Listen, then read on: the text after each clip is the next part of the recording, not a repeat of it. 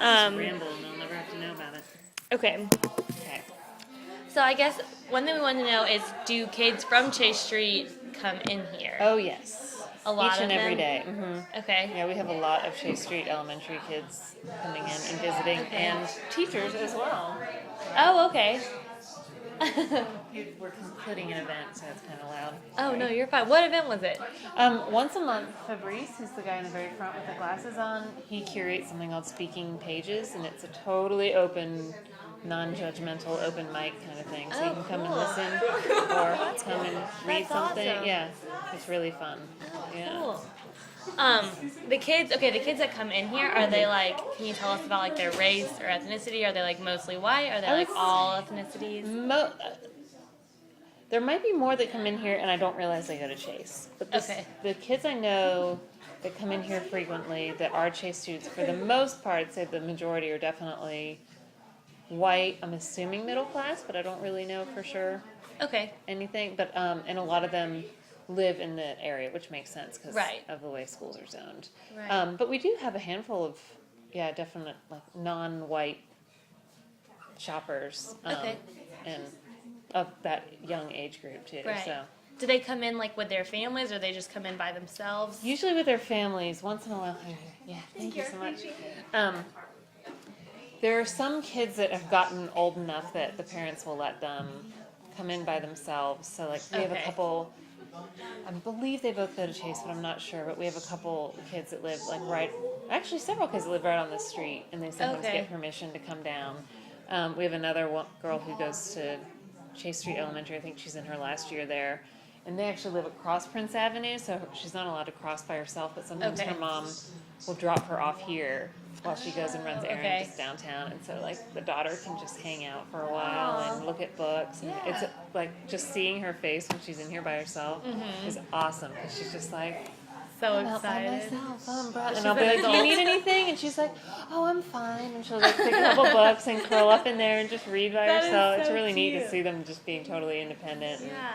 It's nice that parents feel comfortable leaving kids in here. And we also have a young readers book club. And there's a fair number of Chase Street Elementary students that are in our Young Readers Book Club for sure. Do they like purchase things when they come in here, or is it more like they come in and read and then leave? There is a mix of things. I mean, usually if they don't buy anything that day, it's their regular customers, so we'll see them in the future for things. And for our book clubs in particular, we ask, it's not a requirement, but we ask nicely that if you're not going to buy the book club book from us, that you buy something else from us. Right. And a lot of we have a couple kids that are in our Young Readers Book Club who have access to iPads, and so they buy from our website where we sell ebooks. So. Oh, okay. Yeah, so they are consuming in all different forms, which is pretty fascinating to watch. Right. Do you have any like relation to Chase Street, or do you like know, I guess like aside from like the kids that come in here? Yeah, well, I have a master's in gifted education. Oh, that's creative awesome. Education, yeah, from UGA. So I got to know a couple teachers through classroom observation and just from being in grad school together.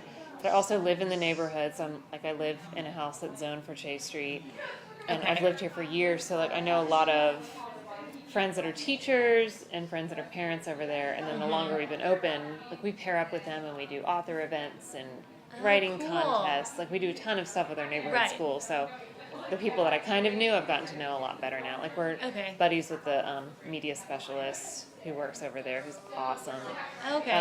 Tanya Hudson is her name, and so she comes in all the time for personal reasons, but we also try to collaborate and do some learning opportunities. And Rachel, who's our events and PR coordinator here, she has kids at Chase Street, but she also has gone over there. It's on YouTube. It's really awesome. She went and, like in indie bookstores, there'll be those little tags with recommendations on the shelf. Right. They're called shelf talkers.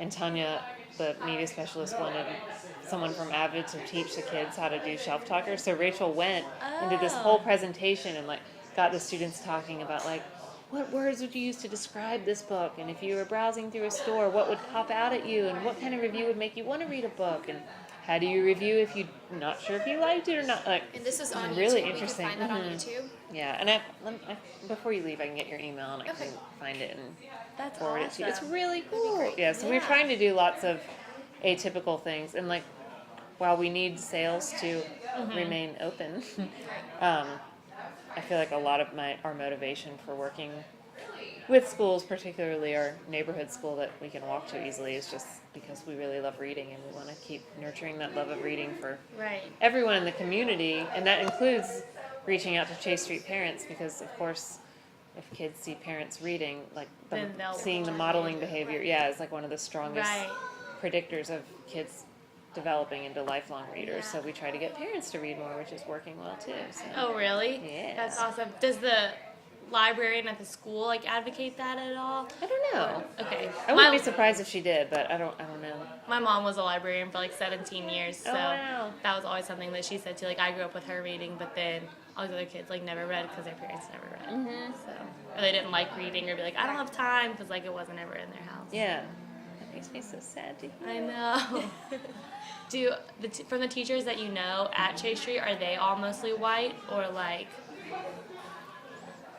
There's a fairly good mix, actually. Okay, good. The ones I know the best, meaning that I see the most often, I think are almost all white, but then there are a couple, like the secretary or whatever, I don't know what the proper term is, the administrative assistant over there, I know is from a Spanish-speaking country. Oh, okay. And, like, all the kids and parents adore her. She comes in once in a while. I think her name's Miss Rosa. So like there's a mix, but it's like a lot of this area of Athens, like there'll be hints of non-white culture, but for the most part it's like that makes sense. All right, thank you so much. Of course, thanks for coming in. Is it okay if I get a book really quickly? Do you have time for that? We have 6 whole minutes. I'm not sure how to end this. Oh my gosh. Okay. Oscar Wilde. Thank you.